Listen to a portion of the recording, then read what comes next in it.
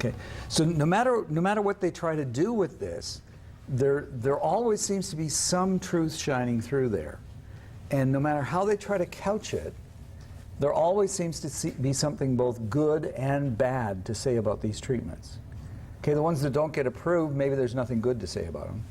Okay, but the ones that get approved, you usually find something good to say, but you find something bad to say as well. So, looking at that, let's look at the other side. Here are the harms. And so, we already know this story, right? Sedation is probably the right one to choose. And one of the things you can do if you're trying to do this is to say, well, what's the main problem with that drug? And when we tried these analyses, trying to do a hatchet job on olanzapine-fluoxetine combination on sedation, the hatchet job didn't quite work. It's actually likelihood to help or harm is kind of favorable if you look at sedation. Okay, and it's more favorable for olanzapine-fluoxetine combination with respect to sedation than olanzapine monotherapy, probably because they're relieving the depression. Okay, but I think we have a sense that sedation is the main deal with quetiapine and weight gain's the main deal with olanzapine. No better or worse on the weight gain front here.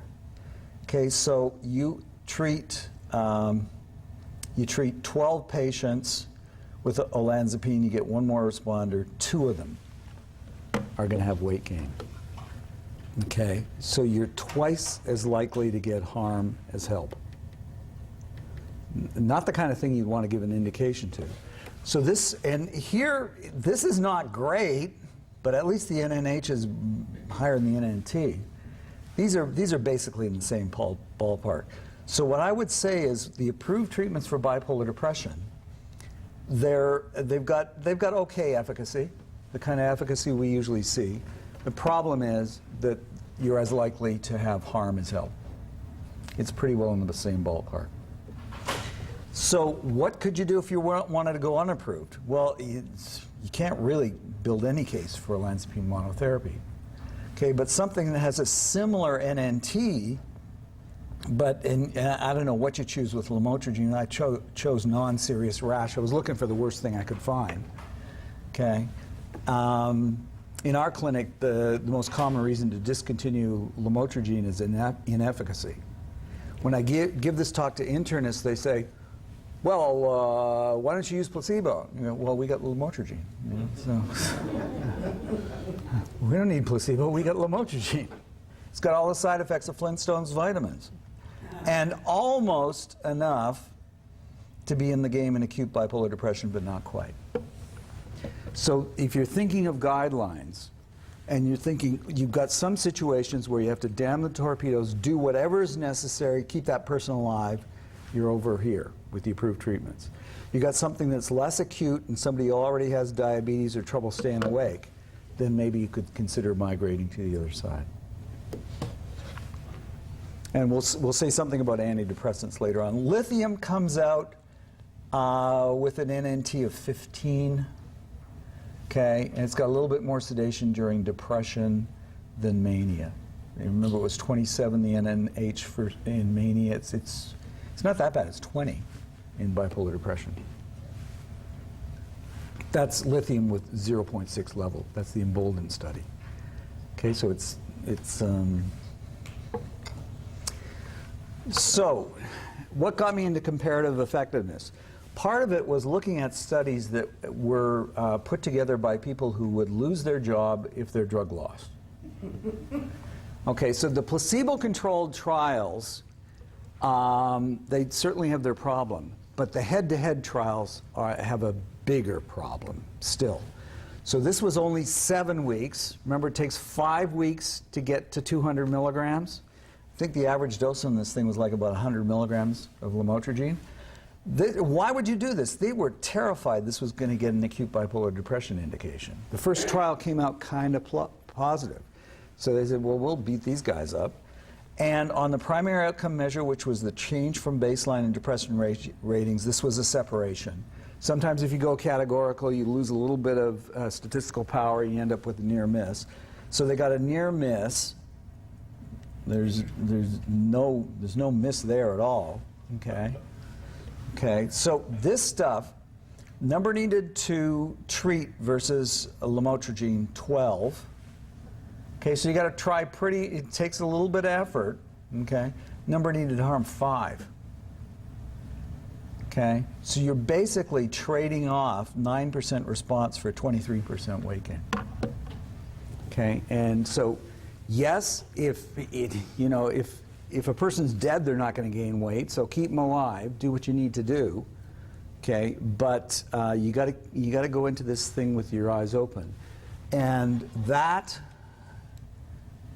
is now 5 because it's a 7-week trial. They got a couple of reasons to not go 8 weeks, right? One is not to give lamotrigine as much of a chance.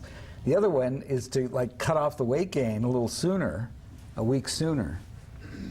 Okay, the switch rate. Switch was not the big deal here. Okay, the biggest deal was this tolerability difference. And so, despite the fact this was done by industry, I think the truth shines through on this one. Okay. This is a classic trade-off of tolerability versus efficacy. There are some smaller studies. You can see the size of this thing. This is add-on to lithium. So you look at lithium, lamotrigine plus lithium. Remember it was like 47, 48% before? Okay, here they get the placebo response rate down, they get a separation. Okay. This is emboldened 1. This is lithium with one hand tied behind its back. The blood level is 0.6. Okay, there's an argument for dosing lithium this way. Okay, didn't get the job done at the level that you expect an FDA-approved treatment. Quetiapine always seems to get the job done. Same likelihood of sedation and response and somnolence. So you got double digits in both. Okay, and so I mean, it's not quite as a compelling story as the lamotrigine story, I don't think. Okay, and the data has problems. Okay, switch rates not horrible. This is Paxil paroxetine. Who thinks paroxetine is sedating? This is the bad boy of the antidepressant world on sedation. Number needed to harm 500 versus 6. We're talking, probably because you're going up 2 levels. Antidepressants, mood stabilizers, antipsychotics. You get 1 order of magnitude in each level. Okay, so incredible performance with respect to the sedation story. My main complaint with antidepressants and bipolar is they don't get the job done acutely. Now, acute switch rates with antidepressants, I don't think the acute switch rates are all that bad. Now, 10.7% looks bad, but placebo was 8.9%, so the number needed to harm for switch. Monotherapy with paroxetine, number needed to harm 56. It's the number needed to treat of 46 that is the problem, right? Not the number needed to harm of 56. Okay. This is STEP BD, randomized depression studies, pretty similar to the paroxetine story.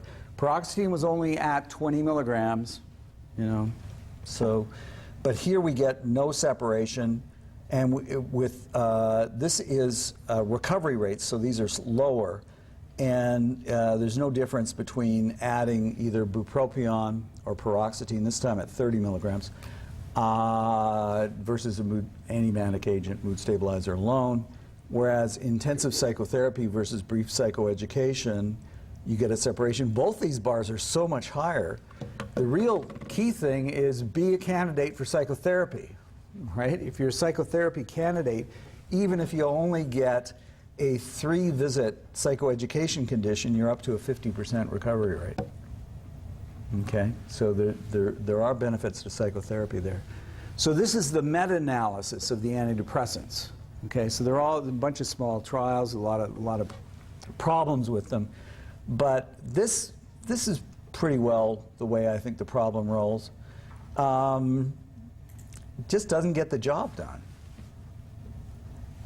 Okay, That's a meta-analysis with a number needed to treat of 36. Switch, who's going to be worried about a 209 number needed to harm? That's not going to be the first thing I'm thinking about. I'm going to be thinking about, I got to treat 36 people to get one more responder.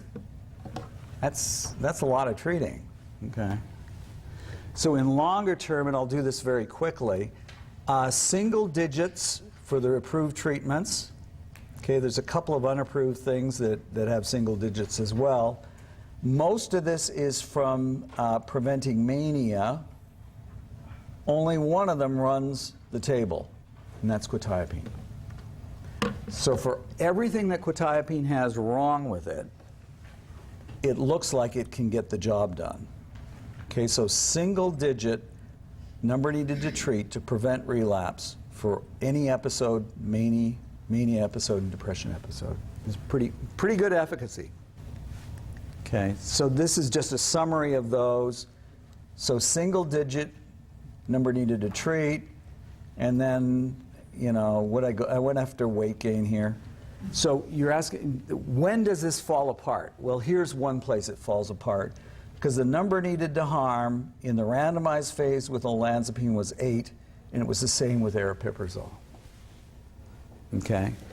And 35% of them had 7% weight gain in the open stabilization, add it to 16%, 51% in aggregate.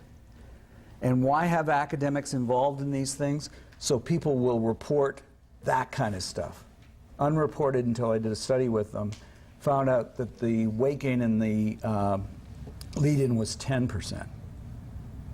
So it adds up to 20%. So you're looking at 50% versus 20%. So aripiprazole is about like lithium or Depakote, which used to be a slur for weight gain, but now it's an accolade, right? And so this is one instance where it falls apart, okay, right in there.